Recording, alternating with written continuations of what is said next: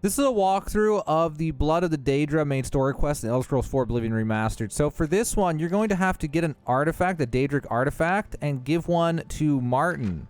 So if you already have one, you can talk to him and say Daedric artifact, and he'll say, which one do you want to give me? But the issue here is that some of these Daedric artifacts are insanely good. Like the Azura star, I don't want to give up. I don't want to give up the skeleton key, okay? But if you don't care which one you give up, the hands down easiest one is the skeleton key. But then after that, I'm going to show you one that's probably the smarter one to give up. But the skeleton key is you go down here to the Nocturnal Shrine by Leowyn. All you got to do is be level 10 or higher character level to get this one. You interact with the shrine. It starts a quest. And you're supposed to do a ton of stuff in Leowyn, but instead, if you know where to go, you can just go straight to Tidewater Cave. Inside of here, you just go left, and then once you get to a crossroads, you go left, and then go left again. Go down in this water, and I've already grabbed it, but there'll be a giant floating orb thing right here, and you'll just grab it, and then you're basically done. Then you head back to the Nocturnal Shrine, and it'll give you the skeleton key. The only issue with that is the skeleton key is super nice because it's an unbreakable lockpick, so a lot of you probably don't want to part with that. So if that's the case, there's some other options. One that you can do at a low level is you can go to Azura Shrine and bring glow dust, which you can buy from the Imperial City Marketplace alchemy shops, or by killing will-o-wisps. Then you go there between 5 and 7 a.m. or p.m. and talk to the shrine. They'll have you go to the Gutted Mine, kill a bunch of vampires, come back, bam, you get Azura Star. You can do that one pretty low level. The issue is it acts as a permanently reusable Grand Soul Gem. So that's also an awful one to give up. So instead, what we're going to do is we're going to get one that is a really crappy artifact. So this one's a little bit harder to get, but the artifact, in my opinion, is garbage, so it's perfect to give up. So go to the Imperial Market District. If you go to the right, you can find the Gilded Carafe, and if they don't have the item we're looking for, instead you're going to go all the way over here to the west corner to the main ingredient. You're looking for Cyrodiilic Brandy. So I found some in the Gilded Carafe. I'm just going to buy 2 just to be safe. If they don't have them, then just go outside of the shop somewhere and then wait for 1 hour and then wait for 24 hours 3 times in a row. So 73 hours without going back in the stores. That'll reset the stores. Do that until eventually they have them. Or you can also steal them from rich people's houses. And sometimes you find them in caves and stuff, but you'll need a Cyrodiilic Brandy. Now you're going to go north-northwest of Skingrad from the Grateful Pass Stables. You'll eventually see right here the Shrine of Sanguine on the map is just below the Eon Reserve right here from the Imperial Reserve.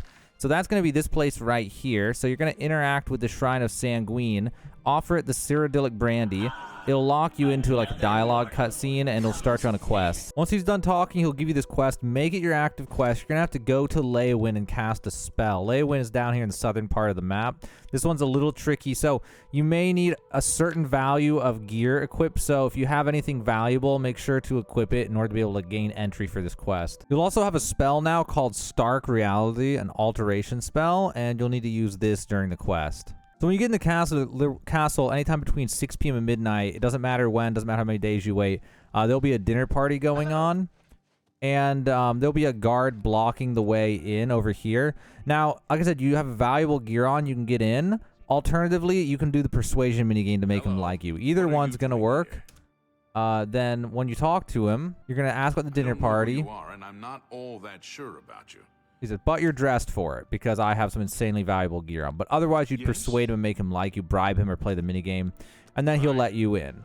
So now you're going to head in to here, and ideally, it's going to be like this where everybody's in here already. If not, you could try waiting, re-entering, save before you come in here, load, reload.